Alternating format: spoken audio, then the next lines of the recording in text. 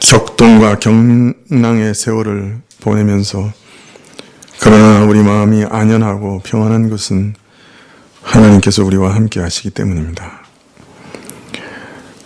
참 세상을 바라보면 항상 가슴이 두근거리고 어떻게 될까 두려워하며 앞날에 대한 두려움을 가질 수밖에 없지만 그러나 하나님께서 우리와 함께 하시고 교회와 함께 하신다는 것을 생각할 때마다 주님의 긍휼과 자비 안에서 저희가 안식을 누리게 됩니다. 주님 이 땅의 역사를 주관하시는 하나님께 다시금 간구합니다. 주님께서 우리의 기도를 들으시고 이 땅을 항상 참으로 통치하신다 하셨사오니 저희가 무릎을 꿇고 기도드립니다. 이 땅의 안녕을 주님께 다시금 기도드립니다. 참으로 이 땅에 하나님을 알지 못하는 무지한 백성도 많고 또 수없는 어린아이들이 있습니다. 또 저 북녘 땅에도 참으로 눈 가려지고 귀 가려져서 자신들의 삶이 어떤 모양인지 깨닫지도 못하는 수많은 인생들이 있습니다. 아버지 하나님, 참으로 이러한 삶들 가운데 긍휼을 베풀어 주시기를 간절히 기도드립니다. 우리의 죄대로 갚으시면 참으로 우리가 심판받을 수밖에 없지만 하나님 혹여 우리의 기도를 들으시고 또 우리의 죄를 사하시며 또 이 교회를 생각하시사 참으로 이 나라에 화평을 주실만 하면 주님께서 평화를 주시기를 간절히 기도드립니다.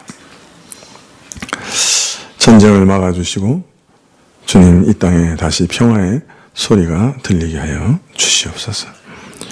북한 위정자들의 마음도 주님께서 움직여 주시기를 원합니다. 저들이 고집 피우다가 참으로 불구덩이 속으로 던져질까 두렵사오니 저들 안에 참으로 고집 피우지 않도록 도와주시고 부드러운 마음을 주시고 또 어떤 면에서는 진정으로 두려워하는 마음을 주셔서 주님 평화의 길로 나올 수 있도록 허락하여 주시옵소서. 참으로 평화를 알지 못하고 참으로 평화의 그 참 은혜로움을 깨닫지 못하고 끊임없이 불화하고 또 끊임없이 전쟁하고 끊임없이 투쟁하고자 하는 그 마음을 이제는 내려놓을 수 있게 해주시고 그 밑바닥 한가운데서 평화를 갈구할 수 있도록 도와주시기를 원합니다. 참으로 저희 안에 어그러진 것들을 기도하려고 하면 좀 어떻게 얼마나 기도해야 될지 모르는 그런 상황입니다.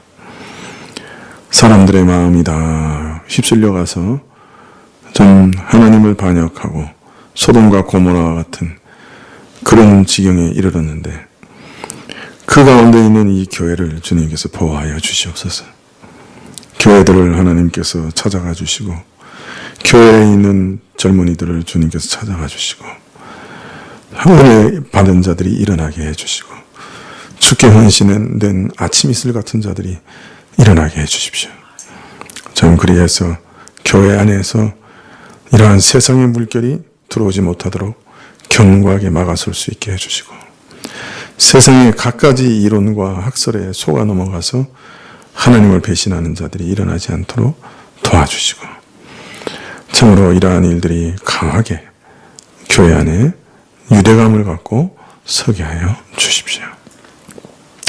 때가 가까워서 모든 세계의 교회들이 무너져가는 소리가 들리는 때입니다.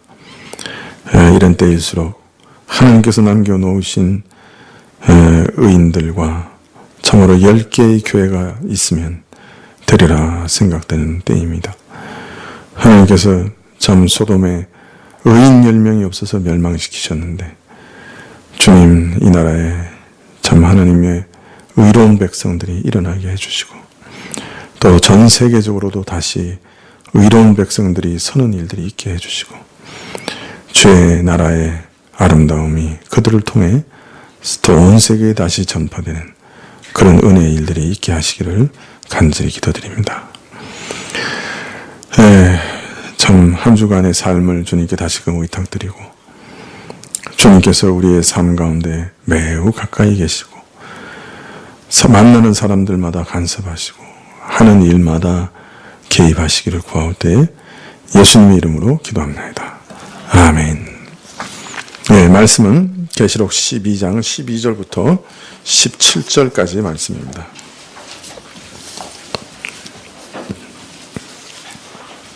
계시록 12장 12절부터 마지막 절까지.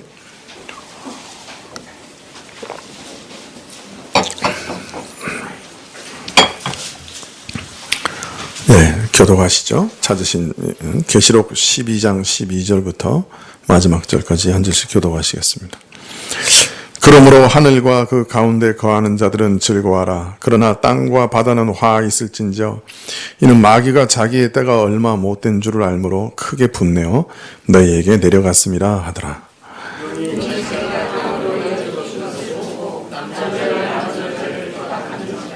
그 여자가 큰 독수리의 두 날개를 받아 광야 자기 곳으로 날아가 거기서 그 뱀의 낫을 피하여 한 때와 두 때와 반 때를 양육받으매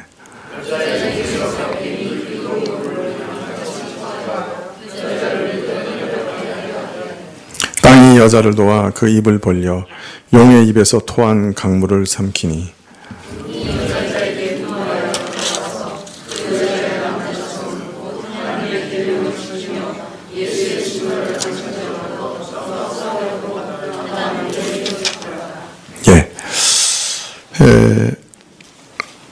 지금 우리는 이제 12장을 쭉 보아왔는데요. 12장은 어떤 면에서 인류 역사의 가장 중요한 이면을 우리에게 살짝 보여주고 있습니다. 인류의 역사는 왜 이런 모양으로 전개되어 왔는지, 그리고 인류 역사의 근본적인 목적은 무엇인지, 인류의 역사의 그 이면에 있는 것은 무엇인지 하는 것들을 우리에게 보여주고 있는 것이죠. 욥기에 보면 욥의 일이 드러나기 전에 하늘에서 일어난 어전회의의 한 장면이 먼저 드러나고 하늘에서 있었던 하나님과 마귀의 어떤 면에서 내기라고 할 수 있을까요? 그런 장면이 드러납니다. 그러니까 그 욥이라고 하는 인생의 삶에 일어난 그 아주 중요한 일들의 근본적인 원인은 욥 자신에게 있지 않았죠. 누구에게 있었습니까? 하나님과 마귀의 그 어떤 면에서는 그 내기라고 할까요? 또 어떤 면에서는 전쟁이라고 할까요? 그러니까 욥의 인생에 일어나는 중요한 사건들이 사실은 욥 자신에게 원인이 있지 않고 그 하늘의 어전회의와 그 하늘에 있었던 전쟁의 원인이 있었던 거죠. 사실은 인류의 역사에서 인류 가운데 일어나는 모든 중요한 사건들, 어떤 면에서 아주 그 세밀한 사건들, 참새 두 마리가 땅에 떨어지는 사건까지도 어떤 면에서는 인간 자신에게 원인이 있지만 그러나 더 은밀한 원인을 따진다고 하면 하늘에 있는 영적 전쟁의 그 원인이 있다는 거예요. 그래서 욥의 인생에 일어났던 일들의 근본적인 원인이 욥기 1장과 2장에 있었듯이 인류 역사에 일어난 모든 일들의 원인이 사실은 지금 계시록 12장에서 보여주고 있는 것입니다.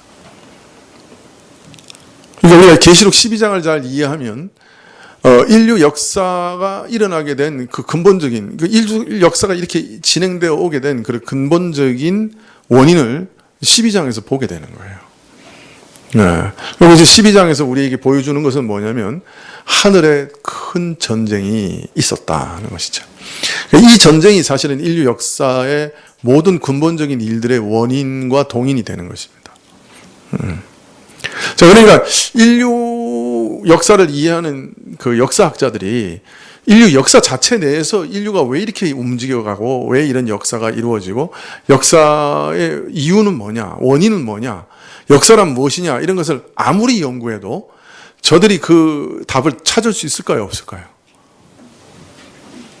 욥이 자기 자신을 아무리 연구하고 자신의 삶을 아무리 연구해도 왜 자기 자신에게 이런 무서운 재앙이 내렸는지 결코 알 수 없는 것과 마찬가지로 인류는 인류 역사 자체를 두고 아무리 연구를 해도 왜 이런 역사가 주어졌는지, 왜 인류 가운데 이런 역사가 있는지 그런 것 이해할 수가 없는 거지. 인류 역사뿐만 아니라 우리 개인의 삶과 우리 개인의 역사도 마찬가지예요. 내가 이런 인생을 쭉 살아왔는데 내 이런 인생에 무슨 의미가 있느냐? 내 인생에 있었던 그런 중요한 사건들은 도대체 무슨 의미가 있느냐? 우리가 연구해도 이해할 수가 없죠. 물론 하나님이 이렇게 살짝 보여주셔서 약간 이해되는 부분이 있겠지만, 그러나 사실 그것도 우리가 알 수 없죠. 사실 그것이 기록되어 있는 게 어디냐? 이게 계시록 12장이에요. 계시록 12장이 그 모든 역사의 밑바탕에 있는 원인을 우리에게 딱 보여주고 있는 거죠.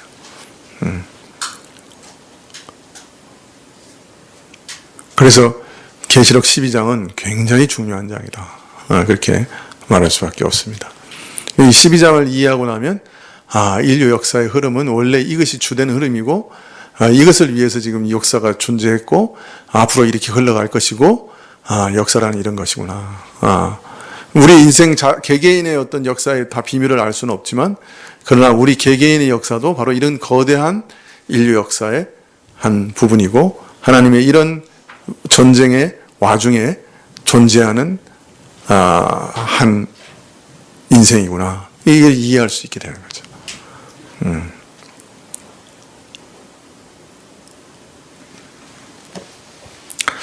여러분이 12장을 공부하면서 그런 그 인류 역사의 이면을 이렇게 보실 수 있었으면 좋겠는데 어떻습니까?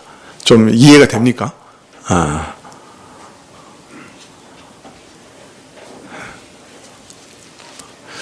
이해는 안 되고 도대체 왜 이걸 이렇게 찢고 물고 뜯고 씹고 하는지 이제 이렇게 의문을 품으셨는지도 모르겠네요.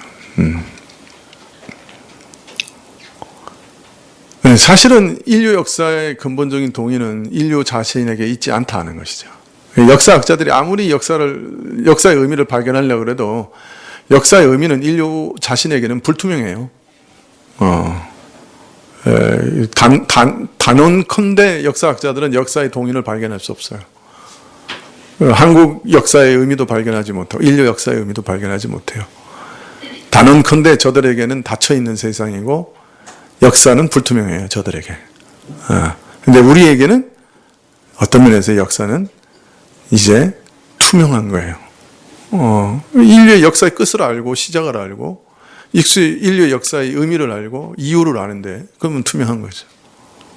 네. 그래서 인류 역사의 산물은 하늘에 있는 전쟁의 반영이에요. 하늘에 있는 역사 전쟁의 투영이라고.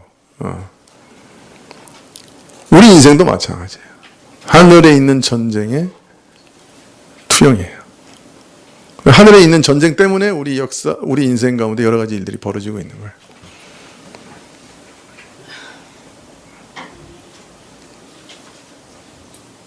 믿는 눈이 아니에요.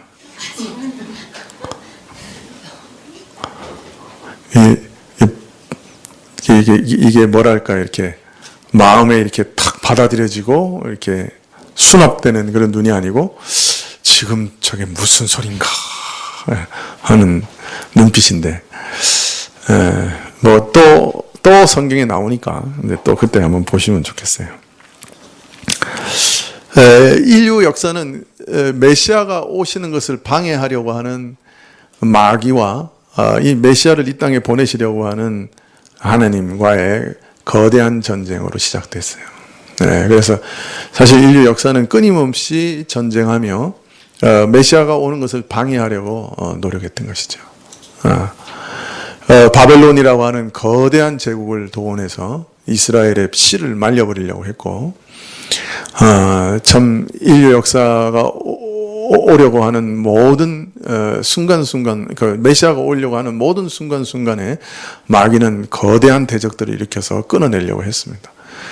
아달랴라고 하는 여인을 통해서 다윗의 모든 후손을 다 죽임으로 아예 다윗 왕관을 끊어버리려고 하기도 했고, 하여튼 끊임없이 참 마귀는 메시아가 오는 길을 차단하려고 노력했죠. 온 인류를 다 타락시켜서 참 그 누구도 하나님께 나가지 못하도록 만들기도 했고, 바벨탑 사건을 통해서. 그러나 하나님은 그 중에서 또 반드시 택한 자들을 일으켜 세우시고 그들을 통해서 메시아가 오는 것을 준비했죠. 그것을 오늘 그림처럼 12장에서는 말하기를, 붉은 용이 참 아이를 잉태한, 사내 아이를 잉태한 여인이 아이를 낳을 것을 기다리고 그 아이를 공격하려고 아이를 낳는 여인을 참 이렇게 기다리고 있었다. 그렇게 표현하고 있죠.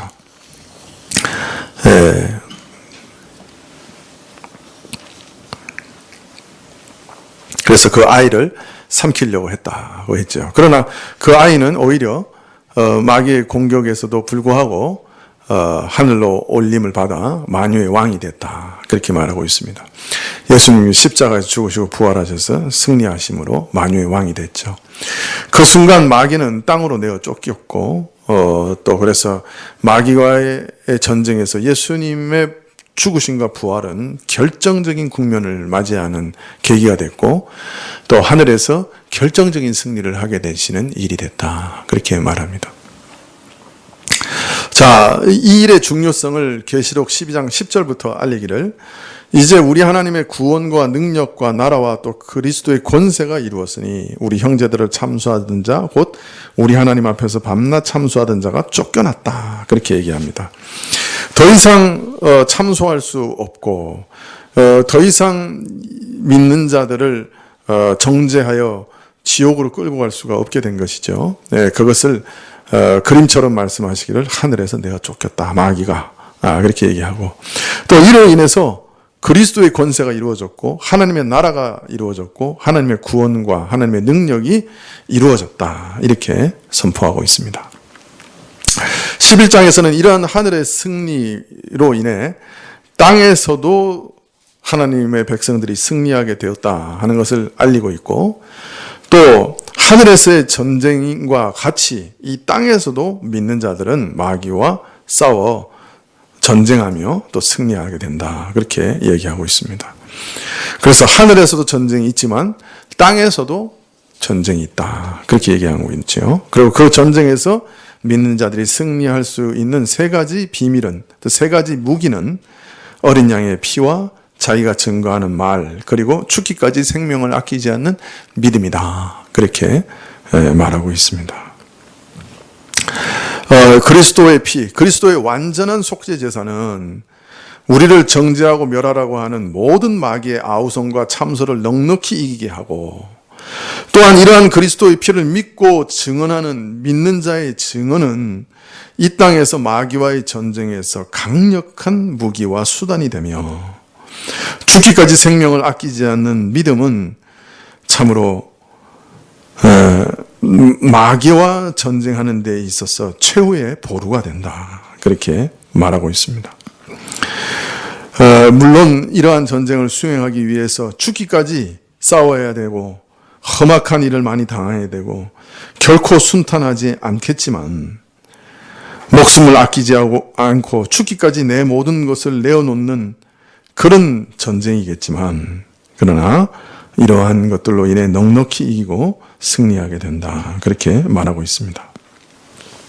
자, 그러나 이처럼 마귀가 결정적인 패배를 당하고 또 신자들은 결정적인 무기를 가지고 전쟁하지만, 그러나 마귀가 완전히 굴복하거나 지금까지 행해온 악행을 그치는 것은 아닙니다. 그래서 오늘 12장 12절에 보면 이렇게 얘기합니다. 그러므로 하늘과 그 가운데 거하는 자들은 즐거워하라. 그러나 땅과 바다는 화 있을진저 이는 마귀가 자기의 때가 얼마 못된 것을 알므로 크게 분내어 너희에게 내려갔습니다. 자, 마귀가 하늘에서 내쫓기자 크게 분내어서 땅으로 내려갔어요. 그리고 자기 때가 이제 얼마 되지 못하는 것을 알고 분내었다. 이렇게 얘기합니다. 마귀가 결정적인 패배를 당했죠. 그래서 하늘에 있을 곳을 얻지 못하고 땅으로 내어 쫓겼는데, 이것이 하나님과 신자들을 대적하는 일을 이제 마귀가 완전히 그쳤다 하는 그런 뜻은 아니라는 것이죠. 결정적인 패배를 당했지만 오히려 일시적이나마 대적하는 일을 계속할 것이요, 그리고 그 도는 더 극렬할 것이다 하는 것을 오늘 말씀을 알려주고 있습니다. 하늘에서는 마귀의 이런 횡포로 인한 재앙이 미치지 못하고 따라서 즐거움이 충만할 것이지만 땅에서는 오히려 마귀와의 전쟁이 더 격렬해질 것이다. 왜냐하면 제때가 얼마 남지 않은 것을 아는 마귀는 최선을 다해서 자신이 할 수 있는 모든 것을 다해서 핍박과 전쟁과 괴롭힘을 하게 될 것이기 때문에, 그래서 신자는 많은 핍박을 받고 괴롭힘을 당하게 될 것이기 때문입니다. 하늘, 즉 하나님의 통치로 말미암아 하나님 나라가 실현된 곳에서는, 그 영역에서는 더 이상 마귀가 힘을 쓰지 못하지만 땅에서는 마귀에게 잠시 내어준 영역, 마귀의 지배 아래에 있는 세상의 영역은 마귀가 더욱 극렬한 횡포를 부릴 것이라는 것입니다. 그러므로 마귀가 땅으로 내어 쫓겼다는 것은 한편으로는 결정적인 패배를 당하고 무력하게 됐다는 것을 뜻하지만, 다른 한편으로는 땅에 남겨진 자들에게는 위협과 핍박이 가중하게 되었다 하는 것을 뜻하는 것입니다. 자, 이제 마귀는 자기 때가 얼마 남지 않은 것을 알고 있습니다. 여러분, 이 감옥에 있는 사람들 중에 제일 죄수들이 무서워하는 사람이 누군지 아십니까? 간수를 제일 무서워할까요? 죄수들이? 예? 죄수 중에 사형수요. 이 사람은 이제 다른 사람을 죽여도 죄가 더해지지 않아요. 어차피 죽어요. 이러니까 이 사람은 무서운 게 없는 사람이에요. 그래서 사실은 죄수 중에 그 감방에서 제일 형님, 이렇게, 그러고 이제 제일 이렇게 사람들이 위해주는 사람은 사형수예요. 이게 사형수가 제일 비실비실한 사람이라도 그 사람이 제일 왕이에요. 사람은 잠 안 자는 사람이 없어요. 아무리 연약한 사람이라도 잠자는 사람은 그냥 쳐버리면 그냥 가는 거예요.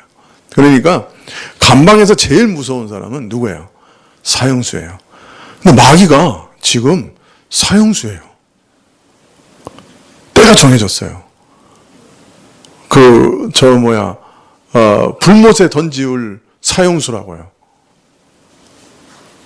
그러니까 마귀가 얼마나 날뛰겠어요. 이게 문제예요. 얘가 무서울 게 없는 거예요. 이판사판 공사판이라고. 이양지 죽을 거예요. 그러니까 마귀가 지금 어떤 처지냐? 사형 집행날이 딱 정해져 있는 사형수 꼴이란 말이에요. 그런데 때가 이제 얼마 남지 않았으니까 나 이제 망했구나 그러고 가만히 주저앉아 있는 게 아니요. 감옥에서 그 사형수가 제일 길길이 날뛰고 혼자 왕노릇하는 것처럼 이 마귀가 이제 얼마 안 남았다는 거 알고 그냥 어떤 면에서는 참 발악을 하는 거예요. 마지막 발악을 하는 거예요. 지금 우리가 살고 있는 시기가 어떤 시기라고요? 마귀가 마지막으로 발악하는 시기라고요. 그러니까 어떻게 살아야 되겠어요, 우리가? 이게 좀 깊이 생각해 볼 문제예요. 그래도 너무 두려워하지 마세요. 얼마 안 남았어요. 때가 정해져 있어요. 때가 정해져 있어요. 곧 끝나요. 마귀는 더욱 기승을 부리며 마지막 발악을 하며 성도들을 핍박할 것이지만, 그러나 이런 고난 가운데서도 우리는 이미 마귀에게 승리했어요. 어린 양의 피와 우리의 증거하는 말, 그리고 죽기까지 순종하는 믿음으로 마귀를 이기는 것입니다. 그러나 그렇다고 해서 마귀의 이 핍박이, 또 이 마귀의 유혹이 쉬운 것은 아닙니다. 그래서 베드로 사도는 우리에게 이렇게 권면합니다. 베드로전서 5장 7절 이하를 한번 보실까요? 베드로 사도가 이런 처지에 있는 사형수와 한 감방에 있는 우리의 처지에 대해서 베드로는 이렇게 권면을 하고 있습니다. 네, 베드로전서 5장 7절 찾으셨나요? 예, 우리 한번 다 같이 읽어볼까요? 7절부터 9절까지 시작. 너희 염려를 다 주께 맡겨버리라. 이는 저가 너희를 권고하심이니라. 근신하라, 깨어라. 너희 대적 마귀가 우는 사자같이 두루다니며 삼킬 자를 찾나니 너희는 믿음을 굳게 하여 저를 대적하라. 이는 세상에 있는 너희 형제들도 동일한 고난을 당하는 줄 알미라. 예. 지금 마귀가 어떤 상태라고 그럽니까? 우는 사자처럼 삼킬 자를 찾으려고 두루다니는 그런 상황이라고 합니다. 마귀가 감방에서 어느 한 놈 안 걸리나 오늘은 이러면서 두루다니고 있습니다. 사형수거든요, 자기가. 오늘 한 놈 누구 걸리는 거 없나 그러고 같이 감옥에 갇혀 있는 죄수들을 앞에서 어슬렁거리고 돌아다니고 있습니다. 네, 참 이런 상황이라는 거예요. 그래서 마귀의 위협을 과소평가해서는 안 돼요. 우는 사자와 같이 우리 영혼을 삼키려고 돌아다니고 있어요. 방심해서는 안 돼요. 마귀가 아예 안 보이니까, 눈앞에 안 보이니까, 그냥 마귀와 우리 삶은 아무 관계 없는 것처럼 그냥 헤헤거리면서 마귀도 의식하지 않으면서 그렇게 살아가면 안 돼요. 그렇다고 또 늘 마귀만 의식하고 살아가도 안 돼요. 그건 더 불행한 일이에요. 우리는 늘 그리스도만 의식해야 되지만, 그러나 우리를 삼키고 우리를 유혹하려고 하는 자가 있다는 것을 의식하면서 살아야 돼요. 누가 와서 이상한 소리 한단 말이에요. 그럴 때, 그 말 한 사람은 정말 나쁜 놈이다. 이렇게 생각하기 이전에, 마귀가 지금 나를 미움으로 삼키려고 하네? 이렇게 생각할 줄 알아야 되는 거예요. 그게 마귀를 의식하는 거예요. 그러면 사람을 상대하지 않게 되잖아요. 내가 지난주에 얘기했잖아요. 그 총무 되는 거에 대해서 관심 가진 사람 많다고. 근데 문제는 중간에 꼭 전해주는 사람이 있어. 그 이상해. 알려주는 사람이 있어. 그 말 하는 사람이 나쁜 사람이에요? 그거 알려주는 사람이 나쁜 사람이에요?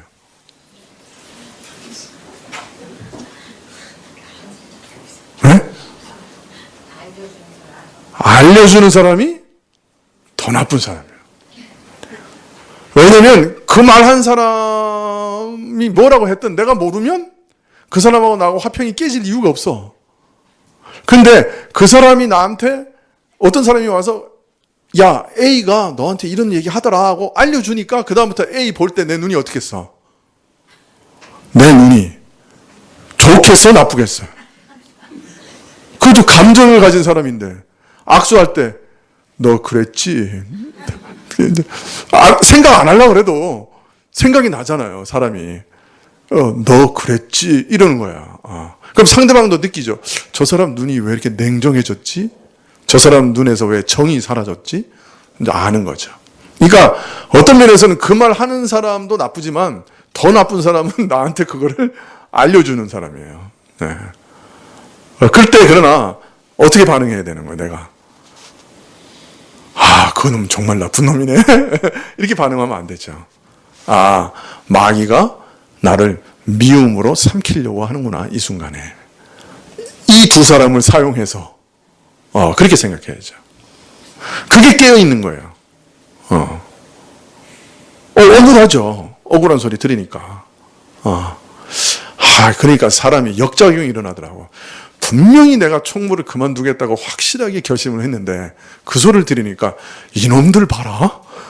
안 그래도 아무래도 내가 총무 한번 더 해야 되겠네. 이것들을 보니까 내가 코를 납작하게 해줘야 되겠네. 이 사람이 이렇게 충동을 받더라고. 그래서 지금 충동받은 상태야. 여러분 기도해 주셔야 돼. 그게 그 마귀가 하는 행동이야. 그죠? 그래서 내가 자꾸 속으로 내가 마귀에게는 충동을 받지 말아야지. 이게 동인이 돼서는 안 되지. 하나님께 충성을 다 바치는 것이 동인이 되고, 무슨 일을 하든지 하나님 죽게 하듯 하는 것, 그게 동인이 돼야 되지. 그죠? 이게 주님의 뜻이기 때문에 순종하는 거고, 그리고 그걸 주님께 하듯이 하는 것, 그게 정말 이게 동인이 돼야 되는데, 이 요놈들이 이거 아니잖아요. 근데 우리가 그런 충동 많이 받죠. 그러니까 제가 요새 겪는 것들을 그냥 정직하게 말씀을 드리는 거예요. 그러니까 마귀가 우리를 집어삼키려고 그렇게까지 역사해요. 근데 그게 내 삶에 아주 멀리 있는 게 아니란 말이에요. 내 삶에서 매일매일 경험하는 거예요. 부부 관계에서도 경험하고, 애를 키우는 데서도 경험하고, 다 경험하는 거예요. 친척들 간에, 교인들 간에 다 경험하는 거예요. 우리가 매일매일 경험하고 있는 거라니까요. 그때 우리는 어떻게 반응을 해야 되냐. 지금도 우는 사자처럼 우리를 집어삼키려고 오고 있어요. 여러 가지 수단으로. 이건 아주 일부분만 얘기한 거고요. 우리 안에 어떤 때는 돈 욕심으로 그냥 확 다가오는 거죠. 어떤 때는 명예욕으로 확 다가오고, 어떤 때는 세상의 쾌락으로 그냥 확 다가오기도 하고, 별의별 것으로 다 다가오죠. 제일 무서운 것은 이 교만이죠. 그래, 나는 그래도 괜찮아. 얼마나 무서워요. 이러면서 제일 무서운 건 뭐냐면, 나는 그래도 다른 사람에 대해서 욕하고 다니지는 않아. 요거예요. 나는 너 같지는 않아요. 이게 제일 무서운 거예요. 그러니까 그 모든 죄 중에 제일 무서운, 제일 큰 죄가 뭐냐? 미워하는 죄보다 더 큰 죄가 뭐냐? 나는 너 같지는 않아요. 자기를 어디까지 높이는 거야? 하나님의 수준까지 높이려고 하는 교만이잖아요. 그러니까 다른 모든 걸 다 벗어났어요. 다 용서했어요. 요건 마귀가 나를 이렇게 집어삼키려고 하는 이게 괴계구나. 이거 내가 넘어가면 안 되겠구나. 다 이겼어요. 다 용서하고, 그런 다음에 하나님, 내가 저놈들 같지 않아서 감사합니다. 요게 걸리는 거예요. 거기서 딱 걸리는 거예요. 제일 무서운 함정이죠. 그게 바리새인의 함정이죠. 그죠? 하나님, 내가 저 세리와 같지 않아서 감사합니다. 근데 그거 벗어나긴 정말 힘들어요. 다 범죄하는 걸 보면서, 그래, 나는 괜찮아. 그래, 나는 하나님 앞에서 이런 범죄하지 않아. 나는 그래도 거룩한 성도야. 여기서 다 걸리는 거예요.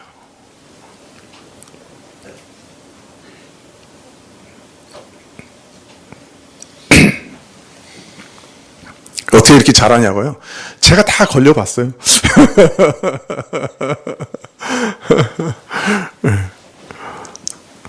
자, 이렇게 얘기합니다. 너희 염려를 다 주께 맡겨버리라. 이는 저가 너희를 권고하심이라. 이 우는 사자와 같이 우리를 대적하여 싸우려고 하는 마귀 앞에서 우리는 어떤 믿음의 자세를 갖고 살아야 되느냐. 다 주께 맡기는. 사실 우리 인생은요, 행불행을 예측하기가 어려워요. 어느 게 행복인지 어느 게 불행인지 우리는 몰라요. 사실 까놓고 얘기해서 총무가 되는 게 정말 좋은지 안 좋은지 누구도 몰라요. 저도 몰라요. 요새 제가 예화거리가 없어서 자꾸 얘기하는 거니까 이해를 해주시고. 그런데 이게 지금 사실 그렇잖아요. 앞날을 몰라요. 아무것도 몰라요. 뭐가 좋은지 몰라요. 복잡하고 혼란한 상황 가운데서 살아가는 우리에게, 그런데 모든 염려를 주께 맡겨라. 어느 누구에도 아니에요. 친구에게도 아니고 가족에게도 아니고 목사에게도 아니고 오직 주께 부탁하라. 이렇게 얘기합니다. 그러면 주께서 너를 권고하시리라. 권고하시리라고 이게 번역이 되어 있는데요. 정확하게 번역하면 하나님께서 너를 보호해 주실 것이다. 또 다르게 번역하면 주께서 너를 책임지실 것이다. 이런 뜻이에요. 여러분, 얼마나 멋있는 말씀이에요. 얼마나 귀한 말씀이에요. 너희 염려를 다 주께 맡겨버리라. 주께서 너를 보호하시리라. 어떤 해도 너에게 다가오지 못하도록 보호해 주시리라. 또 다르게 번역하면 주께서 너를 책임져 주시리라. 너희 삶을 책임져 주실 것이다. 얼마나 좋은 말씀이에요. 얼마나 행복해. 아무리 마귀가 들이치고 우는 사자처럼 정말 우리를 삼키려고 하고 별의별 영적 전쟁이 일어나고 우리 속에서 별의별 환란이 일어나고 별의별 일이 있어도 이 한마디면 그저 좋게요. 너희 염려를 다 주께 맡겨버려라. 주께서 맡기는 자들에 대해서는 책임져 주신다. 그 일에 간섭하시고 돌봐주시고 책임져 주신다. 그게 얼마나 좋아요. 이 주를 의지함으로 우리는 이 마지막 세대를 살아가는 거예요. 이 믿음 없이는 우리가 이 마지막 세대에 살아갈 수가 없어요. 이 뭐 환란과 막 들이치는 이 세대에 어떻게 살아가겠어요? 그죠? 어떻게 살아가겠어요?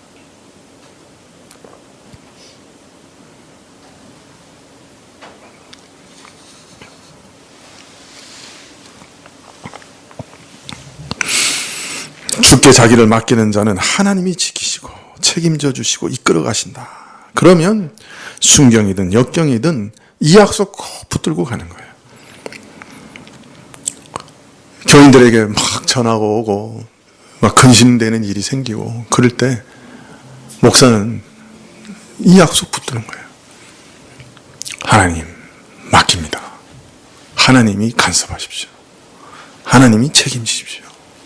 맡기는 거예요. 사람은 책임질 능력도 없어요. 그죠? 그러나 하나님이 나와 함께 하시고 나를 인도해 주시고 내 일을 자기 일이라고 맡아주시고 책임져 주신다면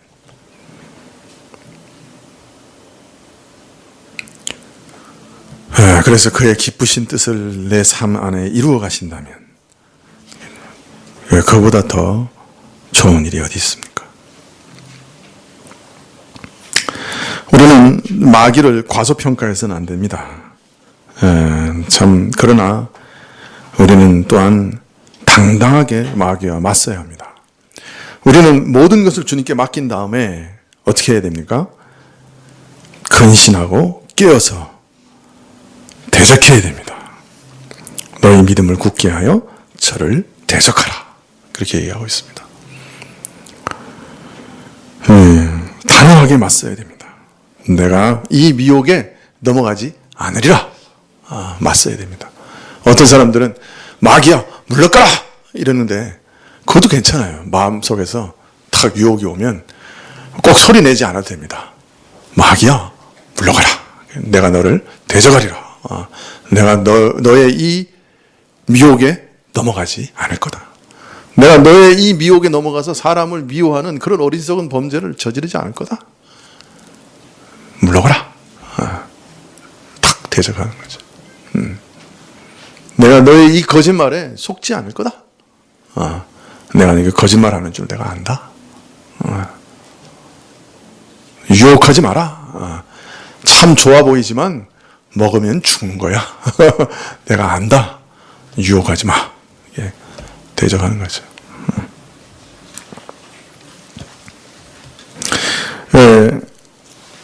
이런 치열한 영적 싸움의 고통은 어려움은 너만 당하는 거 아니라 그럽니다. 세상에 있는 너희 형제들도 동일한 고난을 당하는 줄 안다. 오늘 베드로 전서 5장 9절에 얘기합니다. 교인 중에 이런 영적 싸움을 싸우지 않는 사람은 단 한 사람도 없다는 거예요. 이런 영적 싸움은 특별한 부류의 사람만 하는 게 아니라는 거예요. 모든 사람이 다 하는 거예요. 장로님도 그렇게 하는 거 아니고, 권사님들만 하는 거 아니고, 목사만 하는 거 아니고, 모든 성도들은 다, 집사님만 이런 거 당하는 거 아니에요. 모든 성도가 다 당하는 거예요. 어디에 있든지 신자들은 겪는 시험이요 고통입니다. 누구도 이런 시험을 피할 수 없습니다. 그러므로 우리가 깨어있지 않으면 마귀가 우리를 위하여 파놓은 함정에 덜커덕 걸려 넘어지는 것이에요. 그래서 우리가 항상 주님을 바라보고 가지만 시험과 유혹이 올 때 분별할 수 있어야 돼요. 이거 우는 사자가 나를 삼키려고, 지금 마귀가 우는 사자처럼 나를 삼키려고 하는구나. 탁 깨어서 분별하고 탁 대적할 수 있어야 돼요. 그냥 그거 자꾸 훈련하셔야 돼요. 그냥 멍하니 있다가 당하면 안 돼요. 저게 어떻게 나한테 이런 말을 할 수가 있어. 우리가 좀 마귀의 도구가 되면 안 돼요. 야, 박총무, 어느 총무가 너한테 이러더라. 더 웃긴 거는요, 아주 재밌어요. 이제 그 원로들이 일을 추진하는데, 봐도 아니잖아요. 아닌 게 있어요. 근데 이제 말을 할 수가 없잖아요. 말하면 찍히니까. 그럼 저한테 와서 얘기해요. 박총무, 이거 이렇게 하는데, 이거 아니지 않아? 그러면 제가 뭐라 그래요? 아닌 것 같은데? 그러잖아요. 그러면 그 다음에 그 사람이 가서 그 사람한테 이렇게 얘기합니다. 박총무가 그거 아니라는데요? 그러니까 자기 할 일을 나한테 얘기해놓고 내가 긍정적인 표시를 하면 그 원로한테 가서는 박총무가 그렇게 얘기했다. 그래서 반대한다. 이렇게 얘기하는 거예요. 근데 뻔히 알죠, 제가. 그래도 저는 기면 기고 아니면 아니다 라고 대답을 해요. 하나님의 일에서 기면 기고 아니면 아니다고 대답을 해야 되는 거예요. 거기서 누구 눈치 봐서 이거 그냥 잘 모르겠는데 하고 넘어가면 안 돼요. 어떤 면에서는. 그래서 두들겨 맞죠. 그래도 기면 기고 아니면 아니라고 대답을 해야 되는 거예요. 그 함정을 파고 오는 거죠. 함정이 뻔하게 알죠. 그래도 해야죠. 어떤 때는 그렇게 해야 될 수밖에 없는 때가 있어요. yes 아니면 yes, no 아니면 no라고 대답을 해야 될 때가 있는 거죠. 별의별 일들이 다 있죠, 사실. 예. 교회 안에도 마찬가지일 거예요.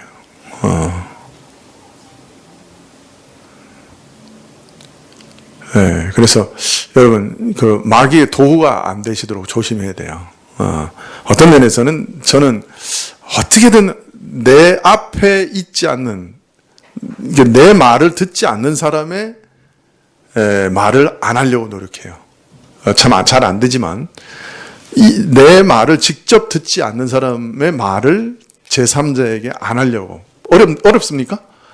그러니까 다른 말로 말하면 우리가 두 사람 대화하는데 제3자가 있잖아요. 그 제3자에 대한 얘기는 안 하려고 노력한다고요. 될 수 있으면. 그 사람이 내 얘기를 직접 들을 수 있는 위치에 있을 때 그 사람에 대해서 얘기하지, 그 사람이 내 말을 지금 들을 수 있는 상황이 아닌데 그 사람의 말에 대해서는 안 하려고 한다. 무슨 말인지 이해되세요? 그렇게 해야 내가 잘못하면 마귀의 도구가 안 되는 거죠. 내가 아무리 선한 의도에서 어떤 사람에 대해서 얘기하더라도 그것을 듣는 사람이 오해할 수가 있어요. 이렇게 착각할 수도 있어요. 그렇기 때문에 내가 다른 사람의 제3자에 대해서 얘기할 때는 굉장히 조심해야 돼요. 근데 우리가 사실 얘기하다 보면 얘기할 게 없잖아요. 목사님들도 주로 얘기하는 거 보면 다 제3자에 대한 얘기예요. 누가 뭐 잘못하고 누구 뭐 하고. 그래서 제가 참 우리 그 사무실 직원들을 생각할 때마다 기도하는데, 사무실에서 상처받지 않도록.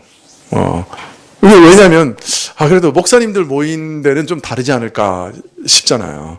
근데 목사님들 모인 데가 더 하거든요, 사실. 이게 왜냐면 목사들이 스트레스 풀 데가 없잖아요. 뭐 교인들한테 얘기할 거예요? 아내한테 얘기할 거예요. 목사들이 주로 만나서 얘기하는 데는 어디냐면 목사끼리예요. 그러니까 목사끼리 모여서 밥 먹을 때 별의별 얘기가 다 나오는 거예요. 근데 거기 꼭 우리 직원들이 같이 먹어요.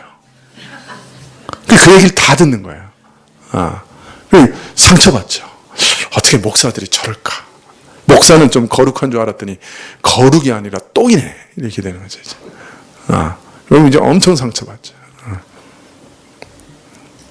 노예 와보신 분들은 알잖아요. 거룩한 노예에서 거룩한 회의를 할 줄 알았더니 웬걸 이게 이상하잖아요. 분위기가. 유장로님은 지금 미소를 짓고 계세요. 와서 보셨기 때문에. 상처받죠, 와서.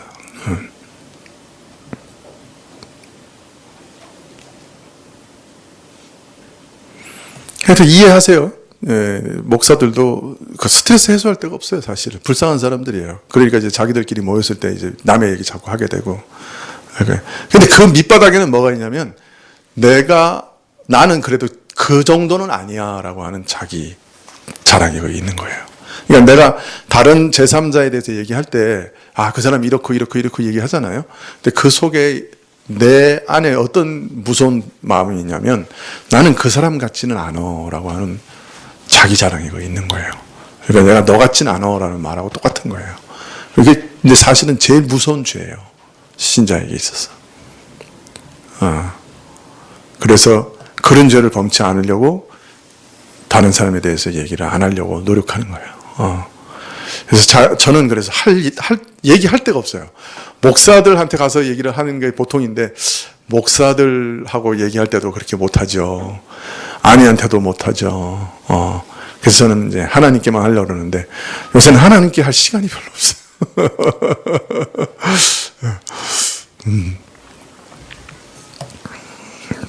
여러분, 사단이 아주 뭐랄까요, 멀리 있는 게 아닙니다. 사단이 상당히 가까이 있습니다. 그리고 우리 삶 속에 깊이 개입합니다, 사실은. 그래서 우리 감정도 이렇게 탁탁탁탁 이렇게 바꿔요. 우리 마음의 생각 속에서도 여러 가지 생각들을 이렇게 던져 넣습니다. 그래서 잘 분별해야죠. 참 이게 중용을 이루는 게 참 어렵습니다. 완전히 무시해도 안 되고, 또 너무 신경 써도 안 되고, 그런 것이죠. 그러나 제가 뭔가 작용을 할 때는 이가 무엇이구나 하는 것을 깨달을 수 있는 지혜가 필요합니다. 자, 13절에 보면, 용이 자기가 땅으로 내어 쫓긴 것을 보고 남자를 낳은 여자를 핍박하는지라. 용이 자기가 내어 쫓긴 것을 보고 그랬어요.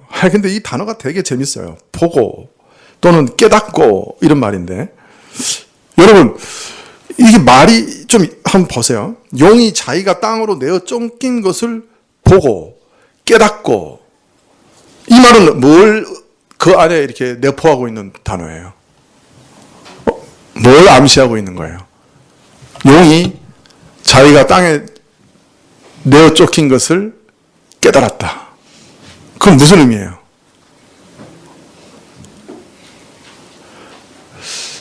용이 내어 쫓겼는데 어떤 방식으로 내어 쫓겼다는 거예요?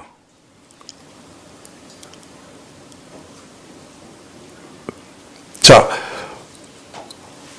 깨달았다는 말이 무슨 의미예요? 자기도 몰랐다가 갑자기 한 거예요. 이게 무슨 의미예요? 용이 하늘에서 내어 쫓기는 일은 순식간에 일어난 일이에요. 순식간에. 갑자기. 용이 인지하지도 못하는 순간에 갑자기 일어나는 거예요. 어느 날 눈 떠보니까 땅이야. 내어 쫓겼어. 어느 날 눈 떠보니까 모든 권세가 사라졌어. 이 말이에요. 이 단어가 되게 재밌는 단어예요. 어느 날 눈 떠보니까예요. 압도적인 능력으로 자신도 깨닫지 못하는 부지불식간에 순간적으로 땅에 내가 쫓긴 거예요. 그러니까 얼마나 강력한 세력이 그냥 그 마귀를 그냥 집어 던졌으면 지도 깨닫지 못했어요. 눈 떠보니까 땅이야. 자기의 모든 권세가 다 빼앗겼어.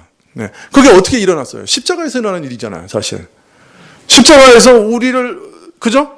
마귀가 우리를 정죄하려고 하는 모든 정죄가, 그죠? 모든 참소가 다 해결돼 버렸잖아요. 그 우리 죄가 다 일순간에 단 한 번의 제사로 확 해결돼 버린 거예요. 그러니까 마귀가 깜짝 놀랐겠죠. 어느 순간에 보니까 자기 권세가 다 사라졌어. 일순간에 단 한 번의 제사로 주의 죽으심으로 그냥 딱 끝나버린 거예요. 모든 정죄가 다 불가능해졌어. 모든 참소가 다 불가능해졌어. 마귀는 모든 무기를 일순간에 다 뺏겼어요. 완전히 박탈당했어요. 십자가로 인해서. 이 단어를 볼 때마다 아주 신이 나요, 저는. 마귀가 정신없었어. 그냥 그 영 단번에, 십자가에 그냥 단 한 번에 KO된 거예요. 그러니까 그냥 크로스 카운터 딱 맞고 뻗었어. 눈 떠보니까 다운이야. 그 장면이에요, 지금. 여러분, 권투 잘 보시나요? 권투에서 막 치다가 딱 맞으면요, 정신 잃고 탁 쓰러져요. 자기가 언제 쓰러진지도 몰라요. 원, 투 하다가 눈 떠보니까 쓰러져 있는 거예요. 지금 이거를 지금 그리고 있는 거예요. 이 단어가. 신나지 않아요? 마귀가 눈 떠보니까 땅이야. 저는 되게 신나는데.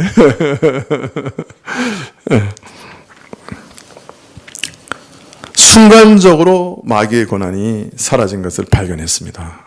더 이상 성도를 고소할 수 없는 것을 발견했어요. 그것을 깨달은 사단은 낭망하지 않았습니다. 놀라운 것은 사단이 낭망하지 않았어요. 그것을 깨달은 사단은 여자에 대한 분노가 솟구쳐 올랐습니다. 이제 남은 자기가 공격할 수 있는 유일한 표적은 이제 여자밖에 없는 거예요. 그래서 여자에 대한 분노가 솟구쳤습니다. 마지막 남은 거라도 아작을 내겠다. 이거죠. 그래서 자신이 내어 쫓긴 것을 알고 여자를 핍박함으로 마귀는 분풀이를 하려고 하고 있습니다. 그래서 우리는 이 말씀에서 이 지상의 교회와 성도들이 왜 이렇게 참 핍박을 받고 고단한 삶을 살게 되는가 하는 이유를 발견하게 돼요. 이제 마귀가 이거밖에 안 남은 거예요. 하늘에서 더 이상 할 일이 없어. 그래서 이제 여자에게 분풀이를 하려고 하는 것입니다. 자, 14절.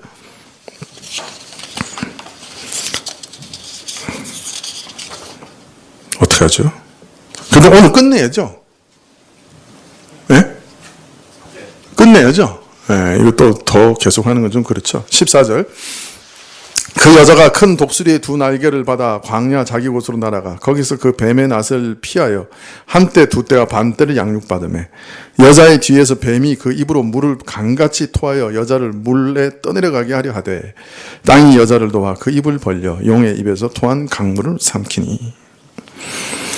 자, 마귀는 이제 예수님께서 부활 승천하신 후에 이 땅에 남겨진 여자를 핍박을 합니다. 근데 여자는 큰 독수리의 두 날개를 받았습니다. 그래서 광야의 자기 곳, 즉 하나님께서 광야에 예비한 곳으로 날아갑니다. 그래서 뱀의 낯을 피하여 한때, 두때, 반때를 양육받습니다. 이 광야는 하나님이 마련하신 피난처인 동시에 또한 시련의 땅이기도 합니다.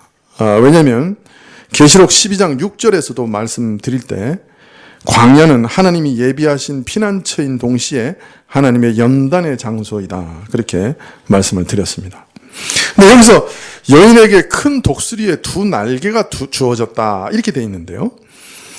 이것은 이스라엘을 애굽에서 구해내신 옛 일을 상징적으로 말하는 것입니다. 출애굽기 19장 4절에 보면요.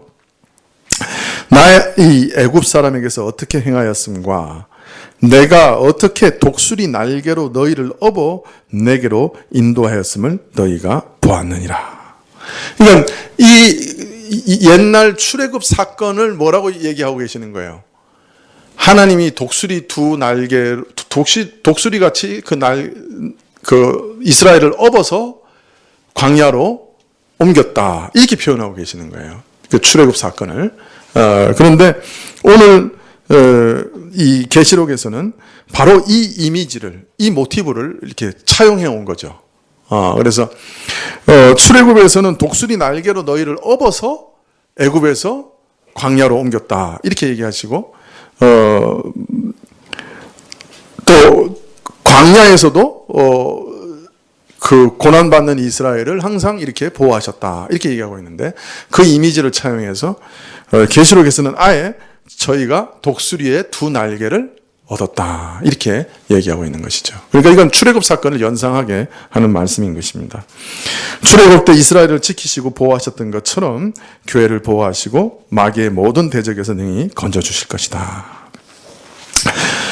지난 2000년 동안 교회사를 보면 때로 영은 교회 안에 성도들 간의 내분을 일으켜 교회로 자멸하게 하기도 하고, 또 때로는 바깥에서 세상의 핍박으로 교회를 무너뜨리기도 하고, 때로는 무서운 이단을 일으켜서 교회 자체를 뒤엎어버리려고 하기도 했습니다. 이것이 영의 그 방식이었는데, 이러한 모든 것을 다 동원하여 교회를 어지럽히고 먹게 하고 무너뜨리려고 했지만 2000년 동안 교회는 여전히 존속하고 있습니다.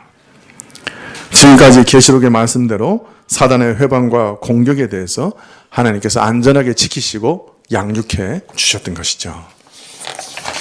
자, 그런데 이 양육 기간을 한때, 두때, 반때라고 얘기합니다. 이것은 계시록 6장에 있는 말씀과 같습니다. 여자가 광야로 도망하며 거기서 1260일 동안 저를 양육하기 위하여 하나님이 예비하신 곳에 있더라. 1260일은 이런 다른 곳에서는 뭐라고 되어 있죠? 42달이라고 되어 있었죠.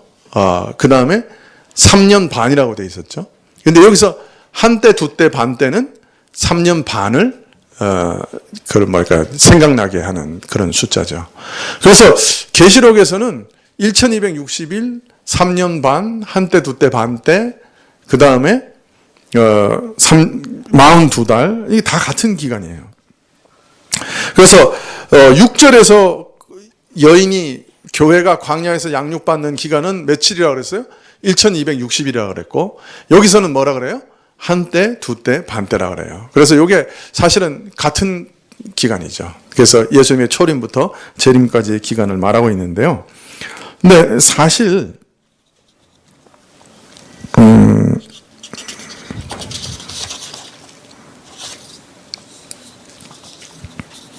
이제 빨리 줄여서 하려니까 어렵네요.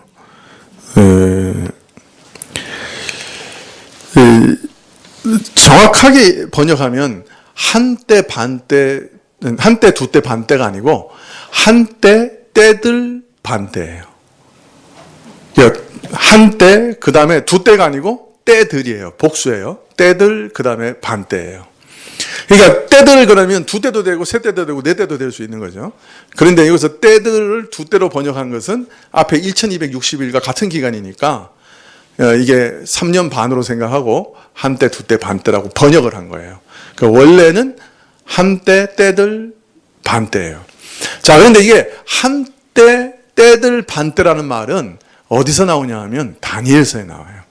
다니엘서에서는 7장과 12장에 나오는데요. 짧게 얘기하면 다니엘서에서 한때, 때들, 반때는 적그리스도가 지배하는 기간이에요. 그래서 다니엘서 12장 11절에 보면 매일 드리는 제사를 폐하여 멸망케 할 미운 물건을 세울 때부터 1290일을 지낼 것이요 기다려서 1335일까지 이르는 그 사람은 복이 있다 이렇게 얘기했고, 12장 7절에 보면 내가 들은즉 그 세마포 옷을 입고 강물 위에 있는 자가 그 좌우에 손을 들어 하늘을 향하여 영생하는 자를 가리켜 맹세하여 가로되 반드시 한때, 두때, 반때를 지나서 성도의 권세가 다 깨어지기까지니 이렇게 되면 이 모든 일이 다 끝나더라 하더라. 그래서 성도의 권세가 다 깨어지는 기간이 한때, 두때, 반때예요. 그리고 그것이 이제 7장과 연결해서 생각하면 적 그리스도가 통치하는 기간이에요. 자, 그러면 왜 여기서 그냥 1260일이라고 얘기해도 되고, 그죠? 그냥 3년, 42달이라고 얘기해도 되고, 그런데 굳이 한때, 두때, 반때라고 굳이 얘기했느냐? 그것은 다니엘서를 의식한 거죠.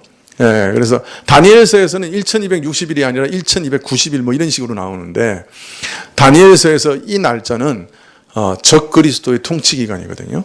예, 그러니까 어떤 면에서 이 신약 기간 동안에는 적그리스도의 통치 기간과 같은 그런 때라고 말하고 있는 거죠.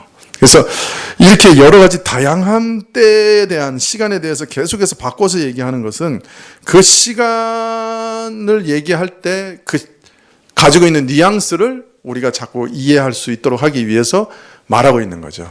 그래서 오늘 여기서 한때, 두때, 반때라고 하는 것은 성도의 권세가 다 깨질 만큼 험악한 기간이다. 적그리스도가 통치하는 것 같은 그런 험악한 기간이 될 것이다 하는 것을 암시하고 있는 말씀인 거죠. 그래서 계시록에서 자꾸 같은 기간인데도 여러 단어 사용이 달라지는 것은 그때마다 뉘앙스가 그 안에 담겨 있는 것이죠. 구약과 연결해서 생각할 때는 우리가 그런 것들을 좀 생각하면서 읽으면 재미있습니다. 용이 물을 강같이 토하여 여자를 물로 휩쓸어 가고자 한 것은 마치 애굽에서 쫓긴 이스라엘을 막았었던 홍해를 떠올립니다. 구약에는 그래서 이 홍해 사건 이후에는 항상 이 홍수라고 하는 것은 악한 자들의 그 뭐랄까요, 모든 그 괴계, 악한 자들의 어떤 그 압력, 핍박 이런 것을 얘기할 때 항상 홍수라고 하는 개념을 사용합니다. 그래서 이스라엘이 홍해 앞에 가려져서 홍해가 앞을 가리는 바람에 죽을 수밖에 없었잖아요. 이스라엘에는 최고의 위기였죠. 출애굽을 할 때. 그 홍해가 앞을 떡 가로막고 있으니까. 그런데 그것이 갈라져서 이스라엘이 땅을 밟고 지나갔는데 마치 오늘 표현에는 땅이 여인을 도와 물을 삼켰다라고 그렇게 노래하고 있습니다. 마치 동풍으로 인해 홍해를 가르시고 마른 땅에 건너가게 하신 이를 상기하게 하는 것이죠. 그래서 이것도 어떤 면에서 사실 출애굽에서 그 홍해를 가르는 일을 그림처럼 우리에게 보여주는 장면이라고 할 수 있습니다. 그것을 이제 물이 앞을 가로막은 것을 물을 토해서 강같이 토하는 것으로 그림으로 얘기하고 있고, 홍해가 갈라져서 마른 땅이 드러난 것을 땅이 물을 삼킨 것이라 이렇게 비유하고 있는 것이죠. 이 모두가 아까 그 독수리 날개로라고 하는 것과 마찬가지로 출애굽 때의 그 이미지를 빌려와서 하나님께서 이스라엘의 모든 환난으로부터 저희들을 구원해 주실 것이다 하는 것을 알리시는 말씀입니다. 마지막으로 17절에 용이 여자에게 분노하여 돌아가서 그 여자의 남은 자손 곧 하나님의 계명을 지키며 예수의 증거를 가진 자들로 더불어 싸우려고 바다 모래 위에 섰더라. 땅으로 내찢긴 용은 이 여인의 뒤를 쫓아 강물과 같이 거대한 물을 토하여 여인을 삼키려고도 하였고 여러 가지 핍박을 하였지만 땅이 입을 벌려 강물을 삼킴으로 여자를 보호했죠. 해하려고 하면 해칠 수 없으니 더욱 분노한 용은 여인의 남은 자손 곧 하나님의 계명을 지키며 예수의 증거를 가진 자들과 더불어 전쟁하려고 모래 위에 섰다 하는 말로 오늘 마감하고 있습니다. 이 핍박하면 핍박할수록 여자를 해할 수 없기 때문에 여자는 이제 분노해서 여자를 통째로 삼키는 전략을 바꾸어 이제는 여자의 남은 자손들과 각계 전투를 하겠다 이렇게 전략을 바꾼 것을 알 수 있습니다. 그래서 그러면 여자와 여자의 남은 후손은 어떻게 차이가 있느냐?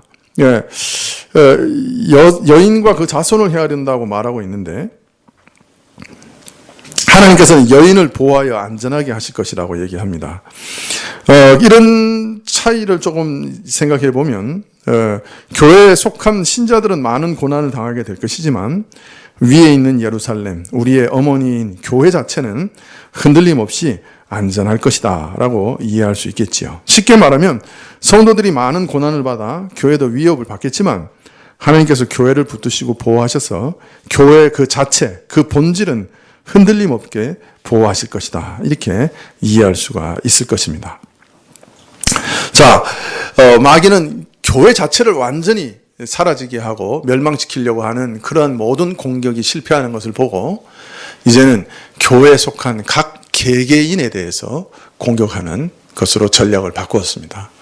이제 13장부터는 그러면 교회 각 개개인을 어떻게 공격하느냐 하는 이제 마귀의 전략이 나오는데요.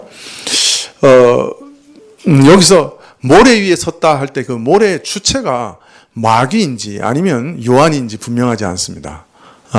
마귀일 수도 있고 요한일 수도 있는데, 요한이라고 하면 요한이 모래가에 섰고 그 다음에 이제 13장부터는 바다에서부터 짐승이 올라오는 얘기가 나오잖아요. 그러니까 이 모래 앞에 서서 바다에서 나오는 짐승을 보게 되는 그런 장면이라고 할 수 있겠죠. 하여튼 마귀가 모래 위에 섰든지 뭐 큰 차이가 없습니다. 그런데 마지막으로 한 가지 살펴볼 것은 17절에 여자의 남은 자손이라는 말입니다. 여자의 씨의 남은 자라는 말이에요. 정확하게 번역하면 여자의 씨의 남은 자다. 근데 여자의 씨의 남은 자가 누굽니까?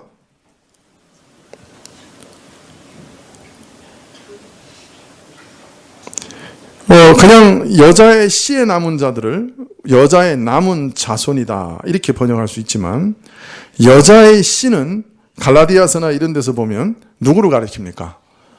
그리스도를 가르칩니다. 예수 그리스도를. 그러면 예수 그리스도의 남은 자들 이렇게 될 수 있겠죠. 그러니까 뭐 여자의 남은 자나 예수 그리스도의 남은 자나 뭐 같은 사람을 가리키는 거지만 뉘앙스는 많이 달라집니다. 그래서 예수 그리스도의 남은 자들을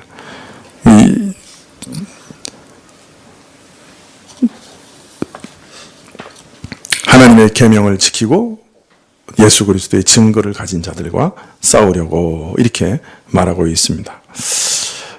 하여튼 오늘 우리가 읽은 대로 마귀는 정말 끈질기게 싸웁니다. 하늘에서 미가엘과 그죠?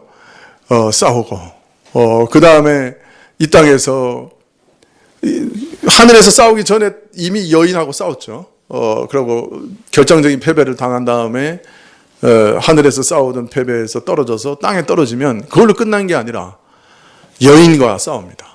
그런데 여인과 싸우는 것도 여의치 않으면 이제는 여인의 남은 자손들과 싸웁니다. 끝까지 싸우는 자입니다. 인류 역사에 수없이 많은 고난과 전쟁과 환란이 끊임없이 일어나는 이유가 여기 있는 거죠. 영적인 전쟁의 결과죠. 마귀는 끝까지 싸웁니다. 사람들은 그래서 마귀의 충동을 받아 끝까지 싸웁니다. 이 땅에서 전쟁이 사라질까요? 아닙니다. 마귀가 사라질 때까지 전쟁이 사라지지 않을 거예요. 마귀도 끝까지 싸우고 충동을 받은 인생들도 끝까지 싸울 겁니다. 우리 삶도 전쟁이죠. 그러나 신자는 성령을 심령에 받은 자들은 그 안에서도 예수님이 주시는 평화가 무엇인지 참으로 압니다. 전쟁터 한복판 같은 우리 인생이지만, 그러나 성령이 함께 계시면 평화가 뭔지 참으로 압니다. 그리고 평화를 참으로 만들어낼 수 있는 사람들도 신자밖에는 없습니다. 교회가 사실 평화의 곳이 되어야 됩니다. 교회 안에 들어오면 참 평화로운 곳이구나, 다툼이 없이 평화로운 곳이구나, 이런 곳이 되어야 됩니다. 근데 마귀는 끊임없이 우리로 다투게 합니다. 여러분, 마귀가 교회를 공격하는 세 가지 방식이 뭐라 그랬죠? 처음부터 초대교회부터 지금까지 딱 세 가지 방식으로 교회를 공격합니다. 첫째는 세상의 핍박, 이단의 바로, 마지막으로는 교회의 분열이에요.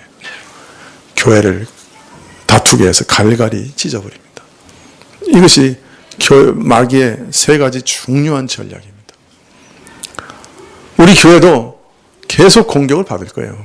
교회가 존재하는 한 끊임없이 서로를 나누려고 하는 마귀의 괴계가 교회를 공격할 거예요. 서로 나누려고 하는 거죠. 그런 힘이 없으니까 평화가 사라지니까. 그러면 복음 전도가 안 되니까. 가로막히니까. 예, 여러분 조심하셔야죠.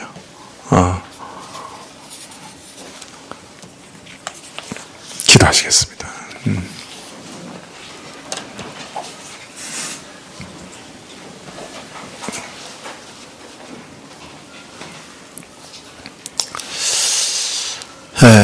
아버지 하나님, 참으로 주님께 바라고 또 바라는 것은 우리에게 평화를 주시는 겁니다. 세상에서는 그 어디에도 참된 평화는 없습니다. 오직 다툼과 경쟁과 전쟁만 있습니다. 그러나 하나님, 참으로 하나님께서 우리에게 평화를 주시면 우리는 평화를 누리게 됩니다. 주님께서 불쌍히 여겨주셔서 평화롭게 하옵소서. 예수님의 이름으로 기도합나이다. 아멘. 예. 네, 주님 가르치신 기도로 예배를 마치겠습니다. 예배를 마친 후에 몇 가지 기도해 주십시오. 우리 윤영선 집사님, 우리 재범이 엄마가 화요일 날 입원해서 수요일 날 그 다리 관절에 수술을 받습니다. 하나님께서 도와주시고 잘 치료될 수 있도록 위해서 기도해 주시면 좋겠습니다. 우리 이승아 집사님이 목요일 날 맞죠? 예, 목요일 날 수술을 받습니다. 금요일인가요? 목요일 날 입원해서 금요일 날 수술을 받나요? 예, 금요일 날 수술을 받습니다. 예, 그 자궁에 뭐죠? 용종 수술을 받습니다. 그래서 그 두 분 위해서 기도해 주시면 좋겠고요. 그 다음에 이제 우리 고속배 집사님이 그 심장 그 박동에 그 세동이라 그러나요? 그 심장 세동 때문에 그 시술을 해야 되는데 이게 참 그 시술을 해야 될지 아니면 한다면 어디 가서 해야 되는지 판단하기가 참 어렵습니다. 그 심장이 이상적으로 이렇게 펌프질하는 부분을 찾아서 그것을 전기로 지져버려야 되는데 그렇지만 또 그것을 과도하게 지지면 안 되잖아요. 여러 군데 지질 수도 없고 그래서 정확하게 잘 지져야 되는데 그게 한두 번의 수술로 끝나면 좋겠는데 그렇지 않을 수도 있어서 고민하고 있습니다. 그래서 잘 판단할 수 있도록 그리고 또 수술을 받아야 된다면 어느 곳에 가서 받아야 될지 잘 알 수 있도록 위해서 기도해 주십시오. 마지막으로 제가 이제 유럽에 가서 2주 동안 여러 가지 일들을 할 텐데 또 하나님께서 건강을 지켜주시고 또 맡기기 전 일들을 잘 감당할 수 있도록 위해서 기도해 주십시오. 또 유성민 목사님 이제 한국에 와서 새로운 사역을 시작하고 새로운 일들 시작하는데 하나님께서 열린 문을 두시고 또 사용하셔 주시도록 그렇게 기도해 주시면 좋겠습니다. 요 5분을 위해서 같이 기도해 주시면 좋겠는데요. 주님 가르치신 기도 먼저 예배를 마치겠습니다. 하늘에 계신 우리 아버지시여, 이름이 거룩히 여김을 받으시오며 나라의 임하옵시며 뜻이 하늘에서 이룬 것 같이 땅에서도 이루어지이다. 오늘날 우리에게 일용할 양식을 주옵시고 우리가 우리에게 죄 지은 자를 사하여 준 것 같이 우리의 죄를 사하여 주옵시고 정죄 말게 하옵시고 다만 악에서 구하옵소서. 대개 나라와 권세와 영광이 아버지께 영원히 있사옵나이다. 아멘.